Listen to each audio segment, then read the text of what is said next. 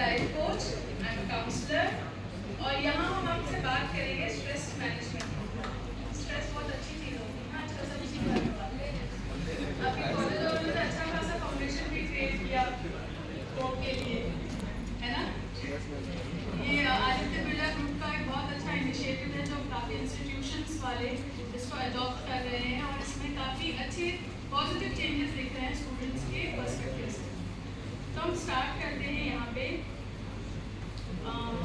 यहाँ आने से पहले किसी ने सोचा ये लेक्चर क्यों लिया जा रहा है? नहीं, टीचर्स ने बोला बैठना है तो हमको आगे बैठना है ना? अब इसलिए टीचर्स की बात तो कोई हटा नहीं सकते, ये इग्नोर नहीं कर सकते। I'll give you reasons why you have to be here. Okay? ये है reasons आपके लिए। I'm a life coach, I'm a counselor. I have awarded 2 awards. Prestige Awards, Excellence in Medical Education and Women Mentor of the Year, last year 2023. Recently, I have awarded with the International Council of Authors in the International Book of Records. My book is recognized by them. I have launched my new book, Emotional Work, which is available in Amazon. The paperback is also available, will be available in this month, till this month end. Okay? So these are my why you should have to listen to me quietly, patiently, and it is just an interaction session. नहीं तो किसी को सोना नहीं है, नींद आ रही होगी तो जाओ मुंह धो के आ जाओ पहले, ठीक है? किसी को नींद तो नहीं आ रही? नींद आ रही है, कितनों को आ रही है? अच्छा जवाब बताओ।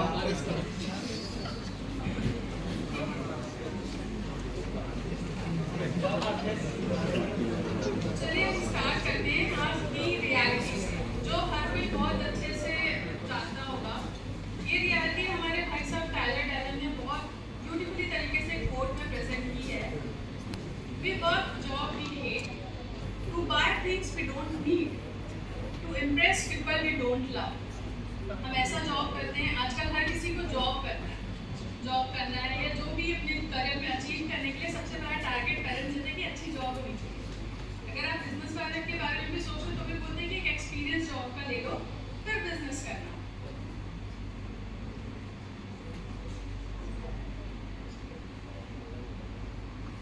तो ये रियलिटी ये है कि हमको वो काम भी करना पड़ता है जिससे हमें पसंद नहीं करते।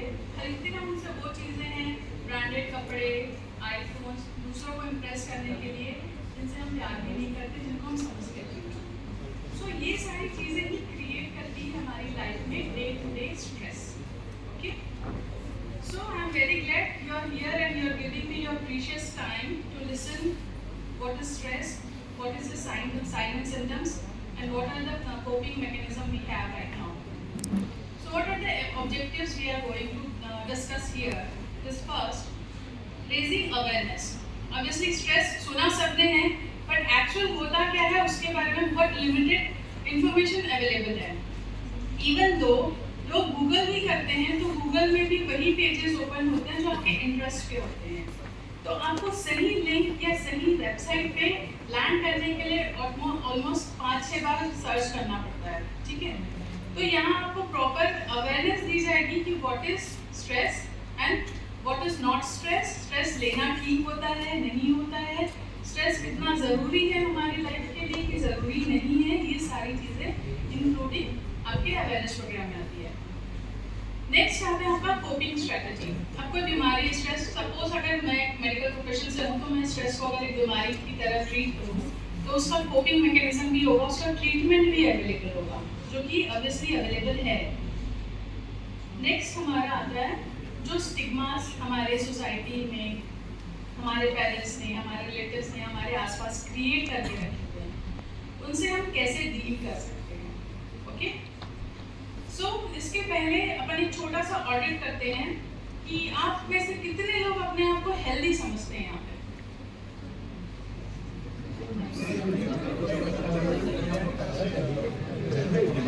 बाकी को कॉन्फिडेंस ही नहीं है कि हम हेल्दी हैं। अच्छा, अगर हेल्दी समझ रहे हैं तो हेल्दी की डेफिनेशन क्या होती है?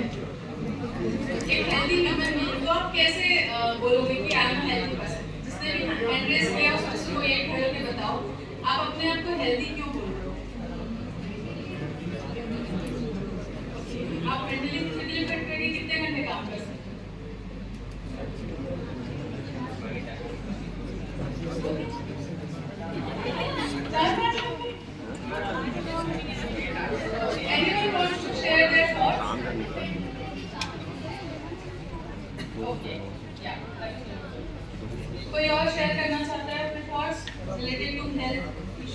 हेल्दी कौन है? एनीवन? लास्ट बेंचेस मेरे फेवरेट है, लास्ट बेंच से कौन बोलेगा?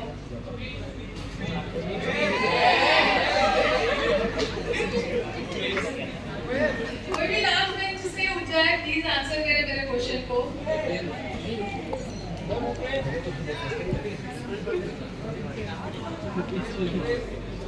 किसी को आंसर नहीं करना? चलिए आगे बढ़ते हैं। हेल्थ होता क्या है? हेल्थ है सबसे पहला बीइंग मोर फिट। फिट होना फिजिकली मेंटली दोनों जरूरी है। नेक्स्ट हमारा आता है प्रोडक्टिविटी को हम कैसे यूज कर सकते हैं, बीइंग मोर प्रोडक्टिव, क्योंकि 24 आवर्स तो सबके लिए सेम होते हैं, किसी को 25 नहीं मिलता, किसी को 20 आवर्स नहीं मिलते। ओके, नेक्स्ट हमारा आता है बीइंग लेस इरिटेबल। अपने काम में हम कितनी कामनेस कंटिन्यूटी कर सकते हैं और अपने कामनेस को कैसे मेंटेन कर सकते हैं through out the day. Responsibility लेनी आनी चाहिए। दूसरों की तो बहुत इजीली ले लेते हैं, खुद की रिस्पॉन्सिबिलिटी कोई नहीं लेता है। ओके, लास्ट है more time with family and friends.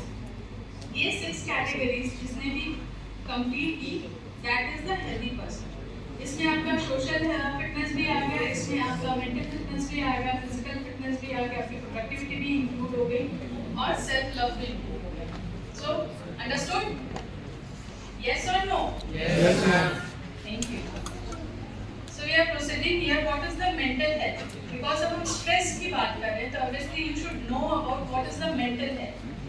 Mental health एक कोई इंडिविजुअल हेल्थ नहीं होता, ये आपकी ओवरऑल पर्सनालिटी पे डिपेंड करता है, ठीक है?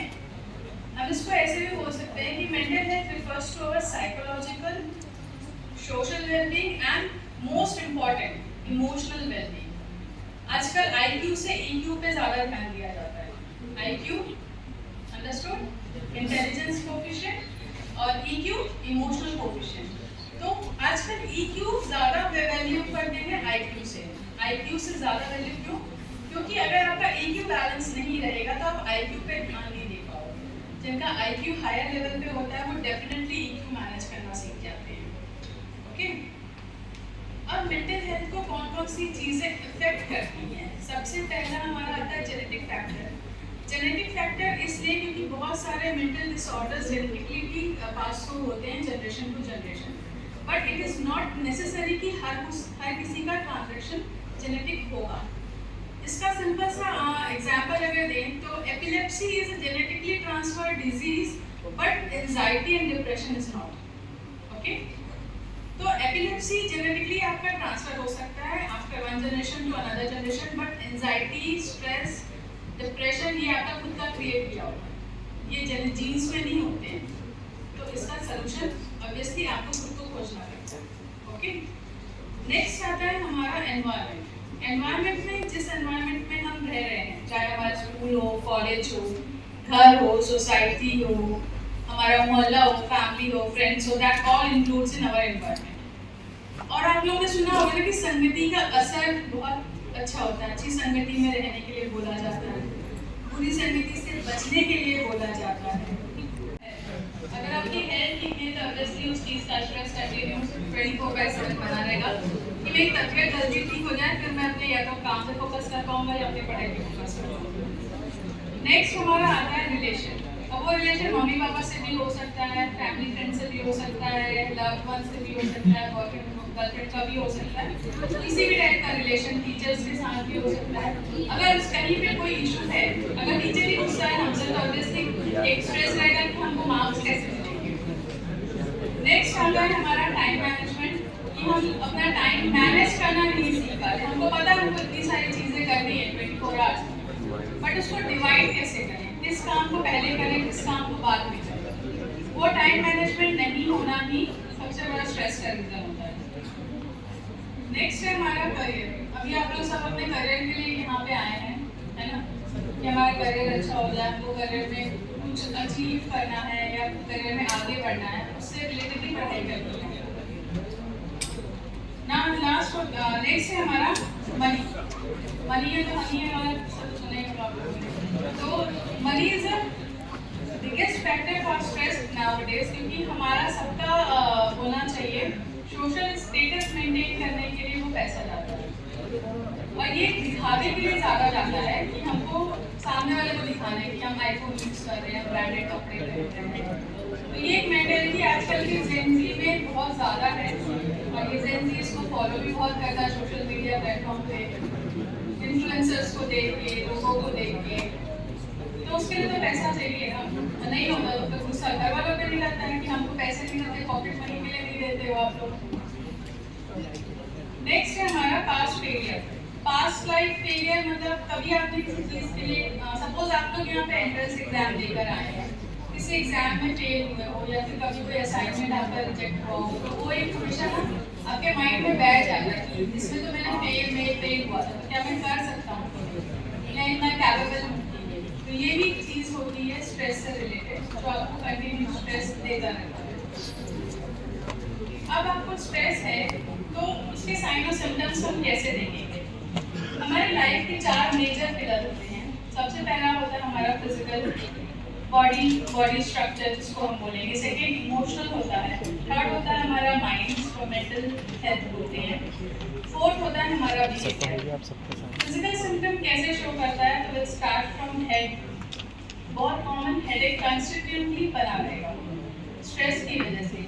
नेक और शोल्डर में पेन होता है, उसके बाद बैक पेन होता है, नी जॉइंट्स में पेन होता है, मस्कुलर पेन होता है, ऑर्गन फेलियर्स होते हैं, कार्डियक अरेस्ट हो सकता है, एलर्जिक सिम्टम्स हो सकते हैं, स्किन एलर्जीज हो सकती है, ठीक है। कंटिन्यूएशन में कफ एंड कोल्ड बहुत फ्रीक्वेंट हो सकता है, इंसोम्निया हो सकता है, नींद नहीं आने की बीमारी जिसको हम बोलते हैं, loss of libido, sex drive में कमी आ जाती है, गर्ल्स या वुमेन्स का मेंस्ट्रुअल साइकिल इरेगुलर होता है, और स्ट्रेस की वजह से उनको पीसीओडी के भी सिम्टम्स दिखते हैं।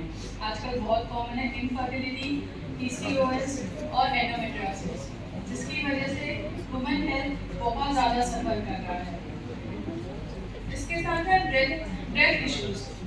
जब ब्रेथनेस आपकी कंप्लीट नहीं होती है, ब्रीदिंग पैटर्न में आपके एबनॉर्मल चेंजेस आने लगते हैं, वो भी स्ट्रेस का एक सिम्टम होता है। नेक्स्ट अगर हम इमोशंस की बात करें तो इमोशंस कैसे होंगे? हमारा कॉन्फिडेंस खत्म हो जाएगा, सेल्फ लव की कमी जिसको हम बोलते हैं, अनवर्दीनेस की फीलिंग रहेगी, हमेशा लोनली रहने का मन करेगा, डिसोशलाइज करने का मन करेगा, लोगों से बात नहीं करने का मन करता है। ये सारी चीज़ें होती है, डिप्रेशन, एंजाइटी, ये सारे अपने इमोशन से रिलेटेड होते हैं। नेक्स्ट आता है हमारा माइंड। माइंड तो सुपरीम पावर है ना, आप लोगों को सबको पता होगा, हमारा पूरा बॉडी माइंड मैनेज करता है। ब्रेन में इतने न्यूरॉन्स होते हैं कि वो हर ऑर्गन के लिए एक सिंगल न्यूरॉन भेजता है। न्यूरॉन्स जो हैं आपके सिग्नल्स को कैप्चर करते हैं, इसको मैं थोड़ा डिटेल में और आगे बताऊंगी आपको। ब्रेन सारे सिस्टम्स को कंट्रोल करता है, ये तो आप लोगों को पता होगा ना, पढ़ा भी होगा, बायो में नहीं है तो भी इन जनरल पता होगा आप लोगों को। तो ब्रेन एक ऐसा ऑर्गन है, ब्रेन और हार्ट ये दो चीज़ है जो 24/7 कभी सोते नहीं है, ठीक है। ब्रेन की कैपेबिलिटी पे इफेक्ट आना स्टार्ट हो जाता है। ये कैपेबिलिटीज क्या होती है? हमारी लर्निंग कैपेबिलिटीज होती है, ठीक है, डिसीजन पावर की कैपेबिलिटीज होती है, और हमारा कॉन्फिडेंस बूस्ट अप करने की कैपेबिलिटीज होती है। इंसोम्निया की वजह से मेलेटोनिन का सिक्रेशन कम होता है, तो ब्रेन फंक्शन में कमी होती है, जिससे ब्रेन प्रॉपर फंक्शन नहीं कर पाता, बॉडी क्लॉक चेंज हो जाता है, ठीक है। इसके बाद आपका जजमेंट लेने की पावर आपकी कम हो जाती है कि आप अच्छे से डिसाइड नहीं कर पाते। जैसे आप उसका पेट्रोल, कुछ लोग यस बोल रहे हैं, कुछ लोग नो बोल रहे हैं, बीच वाले लोग कुछ बोल ही नहीं रहे। ये डिसीजन पावर में कमी की वजह से होता है। अब ये सारे 3 पिलर डैमेज हैं स्ट्रेस में, तो चौथा पिलर पे कैसे क्या लाइफ चल पाएगी? नहीं, हम जब घर बनाते हैं तो नींव को मजबूत बनाते हैं कि नहीं बनाते हैं, उसमें भी पिलर्स लगाते हैं। तो अगर 3 पिलर डैमेज हो गए तो क्या वो घर खड़ा रहेगा? कोई भी बिल्डिंग खड़ी रहेगी, हाँ कि नहीं? नहीं। तो बिहेवियर चेंजेस तो आएंगे, गुस्सा बहुत ज़्यादा आएगा, एंगर इश्यूज होंगे, लोग रास्ते में चलते हुए लड़ाई करने के लिए स्टार्ट कर देते हैं, कोई कुछ बोल भी रहा है तो लोग थप्पड़ मार देते हैं, झगड़ा स्टार्ट हो जाता है, ठीक है। तो ये सारे बिहेवियर चेंजेस आते हैं, इरिटेशन होना, अपने आप को लोगों से, सोसाइटी से अलग करते हैं। जब ये सारी चीज़ें सीवियरिटी में पहुंच जाती है तो सुसाइडल थॉट्स अपनी जगह बनाना स्टार्ट कर देते हैं, और ये suicidal thoughts can be prevented अगर हमको ये पहली चीज़ें पता चल जाए। इसीलिए मैंने बोला कि पहले हमको क्यों ज़रूरी है डायग्नोसिस के पहले प्रिवेंशन करना। अगर हम प्रिवेंशन रखेंगे, अवेयरनेस रखेंगे कि किन किन चीज़ों से हमको स्ट्रेस हो सकता है, या आइडेंटिफाई कर पाएँ कि हमारे पास वाला कोई बंदा स्ट्रेस से सफ़र कर रहा है, या उसको शायद कोई ऐसी प्रॉब्लम है जो किसी से वो शेयर नहीं कर पा रहा है और उसको किसी की काउंसलिंग की ज़रूरत है, तो उसको भी आप हेल्प कर सकते हो ना। ये जो अवेयरनेस प्रोग्राम है ये सिर्फ आपकी हेल्प के लिए नहीं है, ये आपके थ्रू लोगों की हेल्प करने के लिए भी है। सोसाइटी वाले, फैमिली, फ्रेंड्स सब क्यों मेंटल हेल्थ को ऐसे स्टिग्मा लेके चलते हैं। तो सबसे बड़ा मिथ है कि mental problems are sign of weakness. जिनको मेंटल प्रॉब्लम होती है, एंजाइटी, डिप्रेशन होता है, स्ट्रेस होता है, वो वीक होते हैं, जबकि ऐसा कुछ भी नहीं है। मेंटल हेल्थ का कंडीशन ये किसी के साथ भी हो सकता है, कभी भी हो सकता है, तो ये किसी की वीकनेस या स्ट्रेंथ को शो नहीं करता है। अंडरस्टूड? नेक्स्ट है हमारा mental health problems are just a phase. बोलते हैं घर वाले क्या डिप्रेशन में बैठे होते हो, हमने तो कभी नहीं सुना। पहले सुना सबने था, लोग अवेयर नहीं थे, उस चीज़ को एक्सेप्ट नहीं करते थे कि हमको एंजाइटी भी है या डिप्रेशन भी है। बट अब जो जनरेशन है उस चीज़ को समझ रही है, समझने से ज़्यादा एक्सेप्ट कर रही है कि हाँ हमको ये प्रॉब्लम है, we want treatment for that, we want coping mechanism for that. तो एक्सेप्ट करना ज़रूरी होता है इस चीज़ को। मेंटल हेल्थ कंडीशन चॉइसेस नहीं देता है कि मैं को चॉइस होगा तो मेरे पास आएगा, दूसरे को नहीं होगा तो नहीं जाएगा, ये किसी के साथ कभी भी हो सकता है। तो these are myths and facts जिसको हमको स्टिग्मा को रूल ब्रेक करना होता है विद इन सोसाइटी रह के, क्योंकि ये किसी ने बोल दिया, जनरेशन बाय जनरेशन चलता आ रहा है, बट कोई उसके लिए एक्शन नहीं लेता। अब इसका बहुत सिंपल सा मिथ और उसका फैक्ट अगर आप समझना चाहो तो ऐसे समझ सकते हो कि घर से बाहर निकले, बिल्ली ने रास्ता काट दिया तो नहीं जाना चाहिए, अब शगुन होता है। कितने लोगों ने सुना है ये? सभी ने सुना है। लेकिन उसके पीछे का फैक्ट क्या था?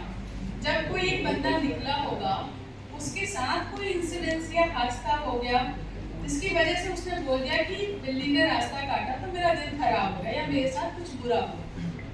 जरूरी नहीं है कि हर किसी के साथ हो। जरूरी है क्या? बिल्ली जानवर, उसको क्या समझ में आएगा कि कब रास्ता काटना है, कब नहीं काटना। दूसरा, ह्यूमन पॉपुलेशन ने इतनी सारी जगह ऑक्यूपाई की हुई है कि उनके नेचुरल हैबिटेट्स कम हो गए, तो बेचारे जाएंगे कहाँ?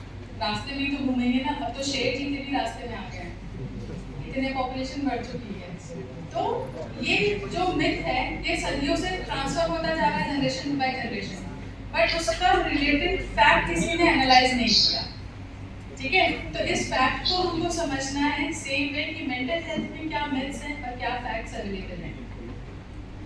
नेक्स्ट है हमारा जो मेंटल प्रॉब्लम जिनके साथ होते हैं बहुत डेंजरस होते हैं, कभी भी मार्केट कर सकते हैं, बल्कि मोस्टली जो मेंटल हेल्थ इशू से जूझ रहे होते हैं, जिनको बहुत ज़्यादा डिप्रेशन होता है, एंजाइटी होता है, वो काम होते हैं। काम इन द सेंस में डिस्कस ही नहीं करते, जिसको जो बोलना है बोलो, 2 into 4 = 10, इट्स ओके, वो यही बोल के चले जाते हैं। तो उनका नेचर बहुत ही बोला चाहिए सेल्फ सेंटर में जाता है, वो किसी से बात नहीं करते हैं, ना ही किसी के साथ रहना पसंद करते हैं। नेक्स्ट है हमारा मेंटल हेल्थ एक्सक्यूज दिया जाता है कि हमको कोई काम नहीं करना, ऐसा काइंड ऑफ लेजीनेस की है। लेजीनेस का एग्जांपल है कि भैया लेजी लोग हैं इसलिए मेंटल हेल्थ का दे देते दिया, मेरे को ये प्रॉब्लम है, डिप्रेशन है। कुछ लोगों ने इसका सहारा लिया भी है, जिसकी वजह से ये बोला जाता है कि ये हमको काम करने से बचना है, जबकि ऐसा कुछ भी नहीं है कि मेंटल हेल्थ आपको लेजी बनाता है या काम नहीं करने की जरूरत है। मेंटल हेल्थ इफेक्टेड है इसलिए वो अपनी प्रोडक्टिविटी शो नहीं कर पा रहा है। यहाँ तक अंडरस्टूड? सबको समझ में आया? हैवी वर्कलोड होता है, पॉलिसीज एंड प्रोसीजर्स अनक्लियर होते हैं, ये मोस्टली कॉर्पोरेट में ज़्यादा देखने होता है। आप लोग भी कॉर्पोरेट जॉब के लिए जाएंगे तो ये सब चीज़ें ध्यान में रखिएगा। जॉब इनसिक्योरिटीज होती है, कभी भी निकाल देते हैं, कभी भी रेसेशन चल रहा है, कभी भी कटआउट चल रहा है, तो बाहर निकाल देंगे, उसकी इनसिक्योरिटीज होती है। अनसेफ एनवायरनमेंट होता है, एक दूसरे की लेग पुलिंग ज़्यादा होती है, एक दूसरे की मतलब बोला चाहिए बटरिंग मैनेजर्स की या अपने सीनियर्स की बहुत ज़्यादा लोग करते हैं। कुछ लोग करते थे, कुछ लोग नहीं कर पाते, क्योंकि buttering is next level art बोलूँगी मैं। ये कुछ गलत नहीं है बटरिंग करना, बट लोग बहुत गलत तरीके से लेते हैं और गलत चीज़ें करना रिक्वायर करते हैं उसको करने के लिए। नेक्स्ट आता है इनफेक्टिव कम्युनिकेशन, जब हम अपनी चीज़ों को सामने रखने में फेल हो जाते हैं, प्रॉपर कम्युनिकेट करने में फेल हो जाते हैं। New rules and responsibility, already आपके पास काफ़ी सारा वर्कलोड है, फिर भी आपको नई रिस्पॉन्सिबिलिटीज दे दी जाती है, जिसकी वजह से अगेन स्ट्रेस होता है। और डेडलाइंस तो यहाँ असाइनमेंट का भी होता होगा। अच्छा, कितने लोग हैं जो असाइनमेंट सबमिशन के 2 दिन पहले काम चालू करते हैं? एक रात का एक सेगमेंट है, फिर 24 आवर्स का एक सेगमेंट है, कुछ लोग 2 घंटे पहले भी चालू करते हैं। 2 घंटे वालों से कितने लोग? 12 बजे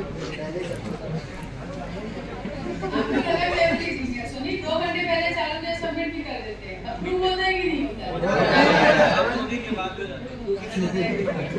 ये एक्चुअली अप्रूव हो जाता है। ठीक है, तो नेक्स्ट प्रोसेस करते हैं कि वर्क प्लेस में जो हम देखते हैं उसके कॉमन सिम्टम्स क्या होते हैं जो स्पेसिफिकली वर्क प्लेस के स्ट्रेस की वजह से होता है। फटीग होता है, थकान रहती है, स्टैमिना नहीं होती, प्रोडक्टिविटी आपकी कम हो जाती है, हेडेक बहुत ज़्यादा होता है, मसल टेंशन आपका शोल्डर और काफ मसल में काफ़ी ज़्यादा देखने को मिलेगा। शोल्डर और काफ मसल का मसल टेंशन पता है ओवर रिस्पॉन्सिबिलिटीज़ की वजह से होता है। अगर मैं as a emotional point of view से आपको देखूँ कि जो घर का बड़ा बच्चा होता है ना, मोस्टली उसको चाहे अनचाहे वे पे इमोशनल बर्डन ज़्यादा दिया जाता है। बेटा तुमको संभालना है, तुमको अपने घर वालों को देखना है, तुमको अपने भाई बहन को देखना है, तुमको फैमिली को देखना है, तुमको रिलेटिव्स को देखना है। तो जो भी घर का एल्डर होगा ना, सबसे बड़ा, उसको सबसे कॉमन प्रॉब्लम रहती है शोल्डर्स की और काफ में पेन। नेक्स्ट हम जो हेडेक बोलते हैं, हेडेक जो होता है वो फ्यूचर की अनसर्टेनिटी की वजह से होता है। अगर इमोशनल पॉइंट ऑफ व्यू से सोचा किया जाए तो हम प्रेजेंट में नहीं रहते, हम हमेशा फ्यूचर के बारे में सोचते रहते, जिसकी वजह से हेडेक होता है। और बहुत कॉमनली आजकल लोग यूज करते हैं माइग्रेन। माइग्रेन का पेन इतना सीवियर होता है कि it will last up to 4 to 5 days with a severe throbbing pain. Continue कोई हैमर मार रहा है आपके सिर पे, ऐसा पेन होता है। कोई हजारों सुइयां चुभो रहा है आपके सिर पे, इतना ज़्यादा दर्द होता है। लाइट बर्दाश्त नहीं होती, साउंड बर्दाश्त नहीं होता, कोई पास है बर्दाश्त नहीं होता, कोई टच करे बर्दाश्त नहीं होता। ठीक है, और वो pain continuously 3 to 4 days persist करता है इवन आफ्टर मेडिकेशन भी। आपको पता है उसका सबसे बड़ा रीजन क्या होता है? आज तक साइंस ने उसका अप्रॉक्सीमेट रीजन बताया है। इस वजह से हो सकता है, खाली पेट रहकर होता है, एसिडिटी की वजह से होता है, धूप में बहुत ज़्यादा चल रही है इसलिए होता है, एलर्जी कंडीशन में होता है, बट उसका एक्चुअल रीजन है इमोशन। और वो इमोशन जो आप कभी किसी से शेयर नहीं कर पाते, वो इमोशन जो कंटिन्यू थॉट के से आपके दिमाग में चल रहा होता है, वो इमोशन जो आपको रात को सोने नहीं देता, चाहे आपकी गलती हो चाहे नहीं हो। ब्लेम, मतलब हर कोई आपको ब्लेम कर रहा है, आप सबका ब्लेम लेके बैठे हो, अपनी वर्दीनेस पे डाउट करते हो। ये सारी चीज़ें लीड करती है माइग्रेन के लिए। एंड यू वोंट बिलीव, मैं 17 ईयर से माइग्रेन से स्ट्रगल कर रही थी। मेरा लास्ट ट्रीटमेंट बोटॉक्स था जो असर करना बंद कर दिया था। मुझे डॉक्टर्स ने भी बोल दिया कि तुमको हम इंजेक्शन भी देना बंद कर देंगे। आईवी इंजेक्शन होता है इंट्रावेनस डायनापार का, आईवी इंजेक्शंस मेरे असर करना बंद कर दिया था मेरी बॉडी पर। देन मुझे एक मेंटर मिले बहुत अच्छे, जिन्होंने मेरी हेल्प की मेरे इमोशन को मैनेज करने के लिए। और you won't believe, it is just a game of 4 to 5 days मेरा माइग्रेन ऐसा गायब हुआ कि आज तक फर्क नहीं आया। ये बहुत पहले की बात नहीं है, सिर्फ 1.5 साल पहले की बात है।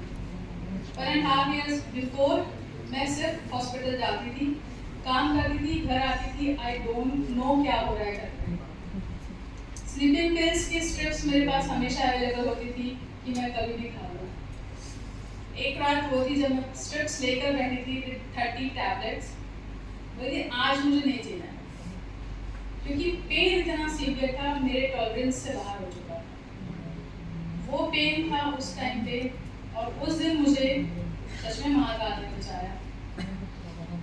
वरना मैं तो गई थी, यहाँ लेक्चर भी नहीं दे रही थी। उनकी ही शक्ति थी, इसलिए मैं उनके लिए हमेशा ग्रेटफुल रहती हूँ कि उन्होंने उस चीज़ से मुझे निकाला, ऐसे मेंटर से मुझे मिलाया जिसने मेरे इमोशंस पे मुझे काम करना सिखाया। और आज मैं वही चीज़ें लोगों को सिखा के उनको भी क्योर कर रही हूँ। बहुत सारे मेरे पेशेंट्स हैं जिनको मैंने PCOD से क्योर किया है with only working with emotion and little bit diet and exercise. मैं फोकस इमोशन पे ज़्यादा करती हूँ, डाइट और एक्सरसाइज अपने आप मैनेज हो जाते हैं। 45 गर्ल्स एंड जिसमें इंक्लूडेड है मैरिड और अनमैरिड, बिना मेडिकेशंस के PCOS के सीवियर सिम्टम्स के साथ विद इन 6 मंथ्स सारे सिम्टम्स उनके क्लियर, सारे रिपोर्ट्स उनकी नॉर्मल, और सिर्फ उनके साथ काम किया गया है इमोशंस पे और डाइट पे और एक्सरसाइज पे। ये मेरा अनदर अचीवमेंट है जो एक मेडिकल फील्ड में मैंने यूज़ किया इमोशन में। सो इसलिए मैं आपके साथ जो बातें कर रही हूँ और आपको जो बता रही हूँ, प्लीज़ उसको ध्यान से सुनिए, क्योंकि यहाँ पे हर एक चीज़ आपके फेवर के लिए है, आपके इम्प्रूवमेंट के लिए है और आपकी हेल्प करने के लिए। ठीक है, नेक्स्ट हम आपको बता दें, ये सारी चीज़ें हैं हम अपने आप को बाहुबली समझना चालू कर देते हैं। We can do anything, yes you can do anything but you can not do everything. अगर आप हर काम करने के पीछे जाओगे कि हम सब कर लेंगे तो आप कुछ भी नहीं कर पाओगे। तो better focus on one thing. Book आपने कितने लोग ने पढ़ी है? पढ़ी किसी ने? नहीं, पढ़ना जरूर। आई ओपनर बुक है, बहुत प्यारी है, डिस्क्रिप्शन इतना अच्छा दिया हुआ है कि कैसे आप अपनी लाइफ में किसी एक चीज पे काम करके अपनी पूरी लाइफ चेंज कर सकते हो। नेक्स्ट है हमारा इमोशन और स्ट्रेस। स्ट्रेस के साथ इमोशन का बहुत पुराना नाता रिश्तेदार है, हम जमाने पीढ़ियों से चलते आ रहे हैं। इमोशन भी सिर्फ नेगेटिव इमोशन की बात कर रही हूँ, खुशी वाले इमोशन स्ट्रेस नहीं है। हाँ, दूसरों की खुशी से हमको स्ट्रेस होता है वो अलग चीज़ है, सामने वाले को खुश देख के स्ट्रेस लेते हैं वो अलग चीज़ है, बट किसी भी हैप्पी इमोशन से किसी को स्ट्रेस नहीं होता है। नेक्स्ट हमारा आता है इमोशंस को हम मेमोरीज के साथ रिलेट करते हैं। इमोशंस को आप ऐसे कभी नहीं जज करो, कभी कुछ एक बहुत सिंपल सा एग्जांपल है, जब बारिश होती है और मिट्टी की सौंधी सौंधी खुशबू आती है तो सबको अपना बचपन याद आता है ना, क्यों हम उस टाइम को रिलेट करते हैं अपने चाइल्डहुड से, क्योंकि हम बचपन में जैसे ही बारिश में खेला करते थे, अब नहीं जा पाते हैं किसी भी रीजन से, बट वो मेमोरी आती है हमारे दिमाग में कुछ टाइम के लिए, बहुत अच्छी सी स्माइल आती है, हम खुश हो जाते हैं। होता है कि नहीं होता है? किसी के साथ अगर किसी का एक्सीडेंट हुआ हो बचपन में या फिर 2-3 साल पहले, वो बहुत ही सीवियर इम्पैक्टेड रहा होगा, तो उसका जो ट्रॉमा, उसका जो डर है, वो भी कभी रोड क्रॉस करते समय या तो अगर उस जगह से आप क्रॉस हो गए या वैसी कोई गाड़ी दिख गई तो उसमें भी आपका सेम नेगेटिव इमोशन आता होगा कि मेरा इतना सीवियर एक्सीडेंट हुआ था, तो डर भी लगता होगा। इसलिए emotions are related with memories. अब मेमोरीज हमारे पास कैसे आती है? मेमोरीज हमारी बनती है कलेक्शन ऑफ इवेंट्स से। ये इवेंट्स होते हैं पॉजिटिव, खुशी का हो गया, सेलिब्रेशन का हो गया, बर्थडे हो गया, शादी हो गया, कोई अचीवमेंट हो गया, कुछ अवार्ड मिल गया, सारे पॉजिटिव इमोशंस हैं। तो कभी भी अगर वो डेट याद आती है तो हमको उसमें हम खुश हो जाते हैं। कभी कोई रिलेटेड फोटो दिख जाती है फोन में, चखते थे तो हमको खुश हो जाते हैं, स्माइल आ जाती है चेहरे पे। उसके साथ हमारे नेगेटिव इमोशंस भी होते हैं, कभी एक्सीडेंट हो गया, झगड़ा हो गया किसी से, या फिर किसी के साथ कुछ बहुत बुरा हो गया, तो वो हमारा नेगेटिव इमोशन हमारे मेमोरी में ट्रैप होता है। ठीक है, अब ये मेमोरीज बनती कैसे है? मेमोरीज को कौन बनाता है? ये मैं आपको बताती हूँ। ये सारे न्यूरॉन्स और इसके सिग्नल्स, ठीक है, ये न्यूरॉन्स और इसके सिग्नल्स हैं हमारे पास। ये सिग्नल्स लेते हैं 3 तरीके से। विजुअल लेंगे, जो आप देख रहे हो उसका सिग्नल जाएगा आपके पास ब्रेन में और वैसे एक पिक्चर इमेज आ जाएगी। कभी ऑडियो होता है, ठीक है, कि गाने सुनते हैं, तो गाने सुन के भी हमको उसका पिक्चर दिख जाता है। आग बंद करें तो हमको पूरा सिनेरियो दिखता है, तो कहाँ कश्मीर में शूटिंग हुई है या स्विट्जरलैंड में शूटिंग हुई है, कौन से हीरो गए हैं उसमें, वो सारी चीज़ें याद है। थर्ड होता है कैनेस्थेटिक। कैनेस्थेटिक में आपका इंक्लूड होता है टेस्ट, आपका टच, फीलिंग्स, ये सारी कैनेस्थेटिक में आती है। आप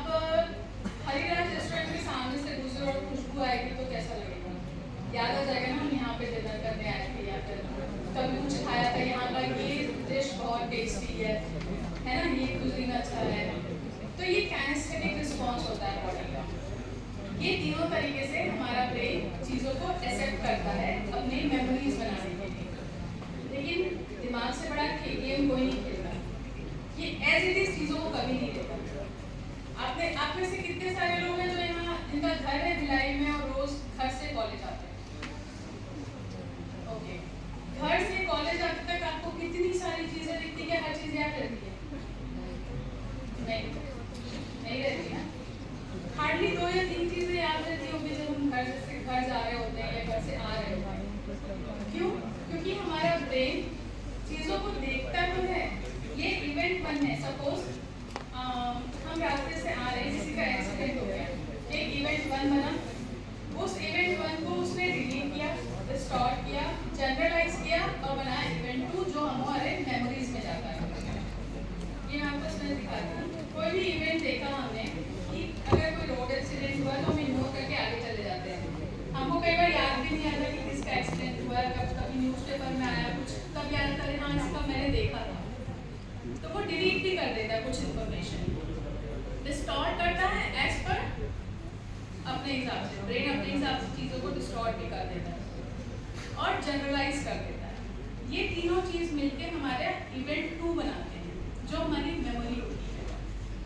एक इसका बहुत सिंपल सा एग्जांपल देती हूँ। एक बंदा गया मुंबई, ठीक है, फर्स्ट टाइम मुंबई गया, उसका पॉकेट पिकिंग हो गया, ठीक है, पॉकेट मार दी उसकी किसी ने, उसको गुस्सा आया, ठीक है यार चलो हो जाता है मुंबई में। दूसरी बार गया, सेम चीज़ हुआ उसके साथ, फिर से उसकी पॉकेट कट गई, फिर उसका दिमाग खराब हुआ। तीसरी बार जब गया, फिर से पॉकेट कट गई उसकी, फिर उसने बोला सारे मुंबई वाले चोर होते हैं।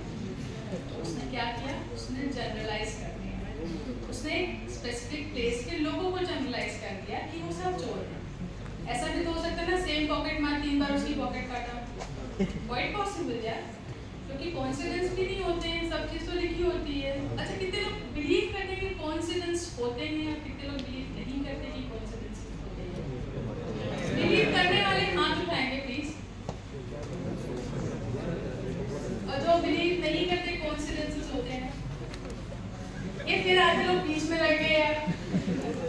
कॉन्सिडेंस में जो बिलीव नहीं करता वो हाथ उठाओ, कोई भी नहीं करता, सब करते हैं, सब बिलीव करते हैं कॉन्सिडेंसेस होते हैं। कॉन्सिडेंसेस होते क्या है वैसे? अचानक कोई चीज हो जाए,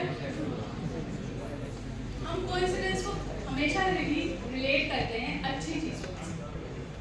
कभी कभार बुरी चीजों के साथ रिलेट करते हैं, कॉन्सिडेंटली बुरा हो गया नहीं ना, क्योंकि हमारा दिमाग हमारे साथ खेलता है, इसीलिए बोलिए। और कोइंसिडेंस नाम की कोई चीज नहीं होती दुनिया में, कोइंसिडेंस होता ही नहीं है, इसका मैं स्ट्रॉन्ग सपोर्ट करती हूँ। क्योंकि कोइंसिडेंस अगर होता तो फिर दुनिया बहुत अलग होती। कोइंसिडेंस कुछ भी नहीं होता, हर चीज़ लिखी हुई है, हर चीज़ डिस्टाइंड है, जो चीज़ जिस टाइम पे होनी है वो उस टाइम पे होती है। चाहे आप इसको गीता का सार मान लो, चाहे आप कृष्ण जी की बातें मान लो, यूनिवर्सल लॉ मान लो, चाहे कुछ भी मान लो, हर इंसान के पैदा होने से पहले उसकी लाइफ का हर एक मोमेंट डिस्टाइंड होता है। चाहे वो किसी भी रिलीजन का हो, चाहे वो किसी भी जाति संप्रदाय कहीं का भी बिलोंग करता हो, बट ये फैक्ट है, ये होना है तो वो होगा उसकी लाइफ। अब इवेंट 2 हमारी मेमोरीज को करता है, इवेंट 1 के साथ डिलीट करेगा। जैसे कि पहली बार पॉकेट मार के उसने छोड़ दिया, चलो जाने दो, भूल जाता, दोबारा हुआ, अगेन थोड़ा गुस्सा आया, बट ठीक है। तीसरी बार उसने जनरलाइज कर दिया कि सब लोग चोर हैं, तो डिलीट, डिस्टॉर्शन और जनरलाइजेशन। ये जनरलाइजेशन हम कास्ट को लेके भी करते हैं, अपने जैसे बोलना चाहिए रिलीजन को लेके भी करते हैं, जेंडर को लेके भी करते हैं, स्पेसिफिक पर्सन को लेके भी करते हैं, ठीक है, टीचर्स के साथ भी होता है, फैमिलीज के साथ भी होता है। इसका बहुत बड़ा वो है, जैसे बुआ लोग के ऊपर आजकल काफ़ी न्यूज़ आते हैं, बुआ जी है ना, बुआ जी का है, लेकिन मासी का फेवरेबल होता है, मासी का हमेशा अच्छा वीडियो आता है, लेकिन ज़रूरी नहीं कि हर बुआ वैसी हो, हर बुआ सूर्पणखा हो, ज़रूरी नहीं होती। तो ये सारा जनरलाइजेशन के ऊपर गेम चलता रहता है, ठीक है। अब इस पर हमारी बनी मेमोरी। हमको याद है वो एक्चुअल में इवेंट वैसा रहा होगा। अब ये मेमोरीज हमारी बनाती है बिलीफ सिस्टम। ये बिलीफ सिस्टम बनाया उसका, इसकी पॉकेट कटी, ये सारे मुंबई वाले चोर हैं। अब इस बिलीफ सिस्टम के साथ वो कभी भी मुंबई जाएगा तो हमारे अपने दोनों पॉकेट में हाथ रख के घूमेगा, ना देख पाएगा ना एंजॉय कर पाएगा। तो ये बिलीफ सिस्टम हमारे साथ बहुत ज़्यादा जुड़े होते हैं, क्योंकि इनकी वजह से ही हमारा हर कोई एक्शन रिएक्शन देता है।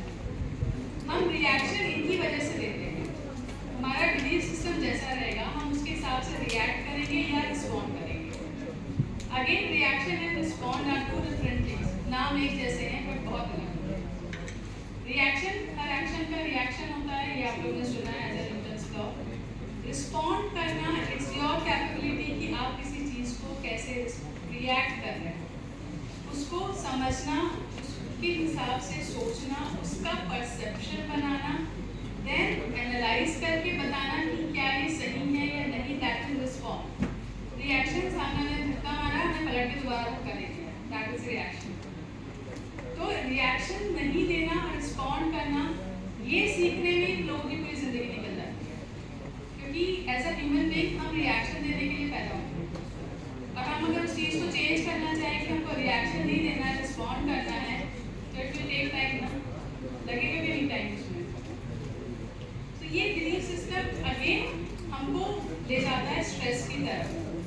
अब बिलीफ सिस्टम में भी आता है हमारा सबसे जो फेवरेट होता है मिसबिलीव्स, कॉमन मिसबिलीव जो हम बचपन से सुनते आ रहे हैं कि क्या क्या होते हैं। मैं आपको बताती हूँ।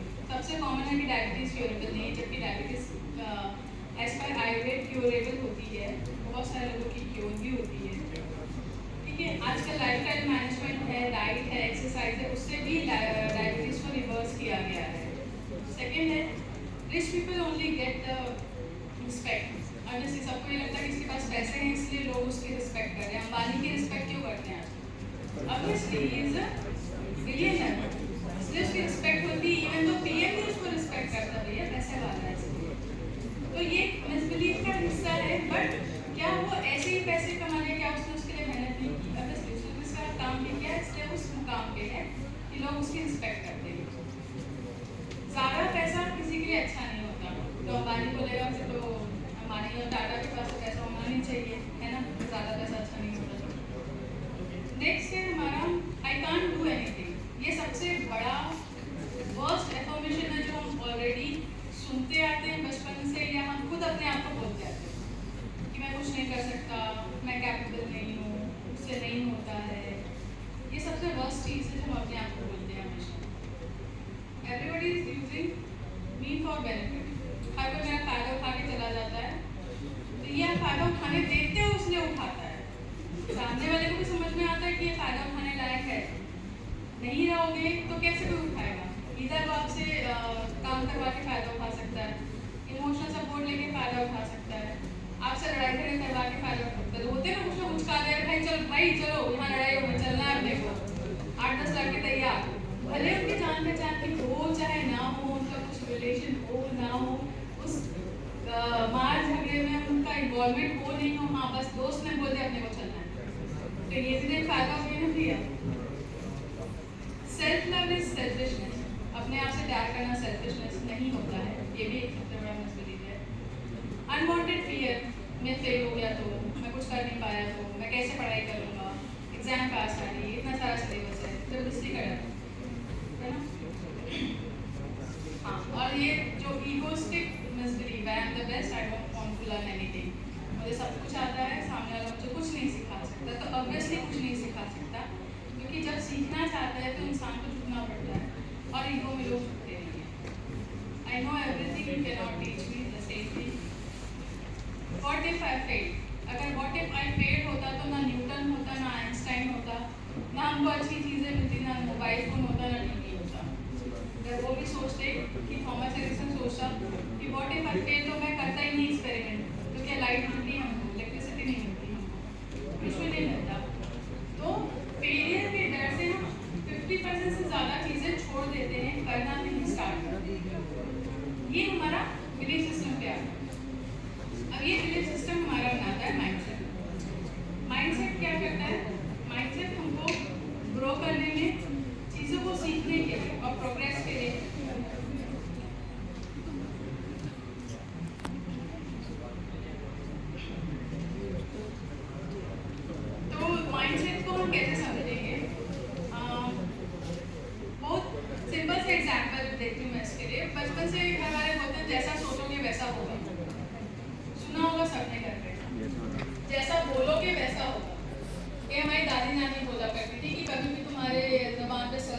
विराजमान हो जाएंगी। तो हमेशा अच्छा बोलना चाहिए। शाम के टाइम पे यूजुअली उनका रहता था कि शाम के टाइम पे कुछ गलत नहीं बोलना चाहिए। शाम के टाइम पे क्यों भाई, किसी भी टाइम में आ सकती है, वो टाइम बता के आएंगी कि नहीं मैं शाम को ही आऊँगी। उनका मन वो कभी भी आ जाए, तो कभी भी कुछ भी बुरा क्यों बोलना, और सबसे ज़्यादा अपने लिए बुरा क्यों बोलना। मैं नहीं कर सकता, मेरे अंदर कैपेबिलिटी नहीं है, मुझे कुछ नहीं आता है। तो इन सब चीज़ों से अपने आप को ही आप डिमोरलाइज कर रहे हो, अपने आप को ही आप खुद नफरत कर रहे हो। इस कंडीशन में किसी को प्रपोज करने जाओगे और सामने वाला अगर रिजेक्ट कर दिया तो बोलेंगे सामने वाले ने मुझे रिजेक्ट कर दिया, मैं हर्ट हो गया। आप खुद के साथ क्या कर रहे हो, कभी सोचा इस चीज़ को? के लिए, ग्रोथ के लिए, कॉन्फिडेंस के लिए, सक्सेस के लिए, ये सारी चीज़ें चाहिए तो पॉजिटिव माइंडसेट रखना पड़ेगा। और अगर आपको स्ट्रेस चाहिए, एंजाइटी चाहिए, डाउट चाहिए, गिल्ट चाहिए, तो नेगेटिव माइंडसेट को अपने पास चिपका के रखो, नहीं हो सकता। आपको पता है यूनिवर्स में नहीं का कोई मतलब ही नहीं डिक्शनरी में। नहीं वर्ड यूनिवर्स को समझ में नहीं आता है, नहीं वर्ड हमारे ब्रेन को भी समझ में नहीं आता। एग्जाम्पल दूं इसका? सब अपनी आंखें बंद कीजिए, ऑनेस्टली सब अपनी आंखें बंद करेंगे। व्हाइट एलिफेंट के बारे में कोई नहीं सोचेगा, बिल्कुल भी नहीं सोचेगा कि जो उसका ट्रंक है वो ब्लू कलर का है। ये तो और भी नहीं सोचेगा कि वो जंगल में उत्पात मचा रहा है। वो व्हाइट एलिफेंट किसी को नहीं दिखना चाहिए। ना ओपन योर आईज। कितने लोगों को एलिफेंट दिखा? तो आप लोग ने नहीं क्यों नहीं सुना? मैंने तो नहीं बोला था ना कि नहीं दिखना चाहिए। ब्रेन नहीं सुनता। मैं वही बता रही हूँ, आपका ब्रेन, आपका सबकॉन्शियस माइंड कभी भी नहीं को नहीं पकड़ता। वो हमेशा वही चीज रिपीट करेगा जो बोल रहा है। नहीं को डिलीट कर देगा, जो डिलीट वाला ऑप्शन बताया हमेशा नहीं को डिलीट कर देता है। हम बोलते हैं मुझे फेल नहीं होना है, नहीं सुनेगा, फेल हो जाओगे। मुझे सक्सेसफुल बनना है, ये नहीं बोलेंगे। मुझे फेलियर नहीं होना है, नहीं को हटा देगा, फेलियर हो जाओगे। तो नहीं वर्ड कभी भी किसी भी चीज़ के लिए नहीं यूज करते। हम उसको पॉजिटिव वे में भी बात कर सकते हैं। मुझे सक्सेसफुल होना है, मुझे पास होना है, मुझे हेल्दी होना है, मुझे बीमार नहीं होना है। कौन बीमार होना चाहता है? नहीं, ये नहीं बोलेंगे। मुझे हेल्दी होना है, मुझे ब्रिलियंट बनना है, मुझे इमोशनली स्टेबल बनना है, मुझे वीक नहीं बनना है। अब वीक नहीं बनना है बोलने से बेटर मुझे स्ट्रॉन्ग बनना है बोलो। तो नहीं वर्ड आप जितना ज़्यादा यूज करोगे ना, आपका ब्रेन इसको डिलीट करके सेम नेगेटिव चीज आपके पास भेज देगा। तो हम अपना माइंडसेट चेंज करके अपनी लाइफस्टाइल चेंज कर सकते हैं, लेकिन कैसे कर सकते हैं? इतना लेक्चर सुनने के बाद कुछ तो आइडिया दो मेरे को भी, थोड़ा मेरे ज्ञान में भी वर्धन हो। सेल्फ डेवलपमेंट के लिए मैंने आपको बताया सेल्फ लव, जो आपका इंक्लूड होता है एक्सरसाइज से, डाइट से, सेल्फ केयर से, रीडिंग, राइटिंग और मेडिटेशन। इसके साथ एक चीज़ और है प्राणायाम, जो यहाँ पे मेंशन नहीं है, वो भी आपके डेवलपमेंटल स्किल्स में ही आता है। नेक्स्ट है वर्क प्लेस सॉल्यूशंस। अगर हम देखें कि वर्क प्लेस स्ट्रेस को हम कैसे मैनेज कर सकते हैं, तो वर्क स्टेशन पे और वर्क प्लेसेस पे हम उस एनवायरनमेंट को, उसको एज अ कम्युनिटी अगर मान के चले, तो वो हर इंडिविजुअल के लिए ग्रोथ का फैक्टर बनेगा। इंस्टेड ऑफ पर्टिकुलर पर्सन के ऊपर कंसंट्रेशन करने के बजाय एक ग्रुप के ऊपर अगर कंसंट्रेट किया जाता है तो उसका डेवलपमेंट ज़्यादा बेटर होता है। कभी भी आप सोचोगे कि मेंटर, लीडर और एक मैनेजर या फिर अथॉरिटी की अगर बात की जाए, तो जो लीडर होता है ना वो पूरा ग्रुप लेके चलता है, वो किसी एक इंडिविजुअल पे ध्यान नहीं देता है, ठीक है। बट जो बॉस होता है ना वो एक ही की बात पे ध्यान देता है, उसको जो उसको बटरी करता है। तो boss is not a leader. कभी भी बॉस किसी का होगा वो जरूरी नहीं कि लीडर हो, बट जो लीडर है वो ऑब्वियसली बॉस होगा, क्योंकि उसकी आदत होगी सबको लेके चलने। तो इतनी बड़ी बड़ी कंपनीज है, टाटा है, बिरला है, अंबानी की कंपनीज है, ये क्यों आगे ग्रो करें? क्योंकि इसके एम्प्लॉयज़ के बारे में उन्होंने काफ़ी कुछ अच्छा प्लान किया हुआ है। उनका जब आप HR क्राइटेरिया देखोगे तो उनके रिक्रूटमेंट्स के क्राइटेरियाज और उनका प्रोफेशनल और पर्सनल ग्रोथ का क्राइटेरिया उन्होंने ऐड किया हुआ है, जिसकी वजह से जो भी बंदा उस उनकी कंपनी में चला जाता है वो रिटायर होके ही आता है वापस, तो छोड़ना नहीं चाहता ऐसी कंपनी। तो ये सारी चीज़ें वर्क प्लेस को बेटर बनाने के लिए आजकल बहुत सारी इंडस्ट्रीज हैं जो काम कर रही है, इवन स्कूल कॉलेजेस भी काम कर रहे हैं। यहाँ पे कुछ चीज़ें मैं आपको बताती हूँ, जैसे वर्क प्लेस का स्ट्रेसर है, उसको आइडेंटिफाई करना ज़रूरी होता है। किस वजह से स्ट्रेस हो रहा है, क्या वो टाइमलाइन की वजह से है, ओवरबर्डन की वजह से है, वर्कलोड बढ़ने की वजह से है, मिसमैनेजमेंट की वजह से है, मिसगाइडिंग की वजह से है कि आपको प्रॉपर गाइडेंस नहीं मिल रही है। तो स्ट्रेसर आइडेंटिफाई करना। नेक्स्ट है हेल्दी वर्क एनवायरनमेंट को कल्टिवेट करना। जो 8 आवर्स का वर्क एनवायरनमेंट है उसमें भी जो साउथ ईस्ट एशिया की कंपनीज होती है, पता है वो लंच ब्रेक देती 2 घंटे का with napping time. Lunch break के साथ उनको नैप टाइम भी दिया जाता है ताकि उनका प्रोडक्टिविटी हमेशा इंक्रीज होता है। इंडिया में 8 घंटे की जॉब बोलते हैं बट कराते 16 घंटे, है ना। तो ये सब चीज़ें चेंज करनी बहुत ज़रूरी होती है, और इसमें सिर्फ कंपनी नहीं, आपकी खुद की भी रिस्पॉन्सिबिलिटी है कि आप उस चीज़ों को मैनेज कैसे कर रहे हैं। इफेक्टिव कम्युनिकेशन रखना हमेशा, चाहे वो मैनेजर के साथ हो चाहे वो कलीग के साथ हो, किसी भी प्रॉब्लम को डिस्कस करना। किसी की कंप्लेंट करने से बेटर है प्रॉब्लम डिस्कशन से ना चीज़ें जल्दी रिजॉल्व होती है। स्ट्रेस मैनेजमेंट के वर्कशॉप्स करवाते रहना रेगुलर बेसिस पे। फ्लेक्सिबल ऑफलाइन टाइमिंग, आजकल तो ऑफलाइन ऑनलाइन का काफ़ी अच्छा कोलैबोरेशन हो गया है, रिमोट जॉब्स अवेलेबल हो रही हैं, हाइब्रिड जॉब्स हैं, तो उसमें आपके पॉल्यूशन में भी हेल्प हो रही है क्योंकि कार्य काम चल रही है हाइब्रिड जॉब की वजह से। तो ये सारी चीज़ें फ्लेक्सिबल टाइमिंग अफोर्ड कराना ताकि प्रोडक्टिविटी इंक्रीज हो।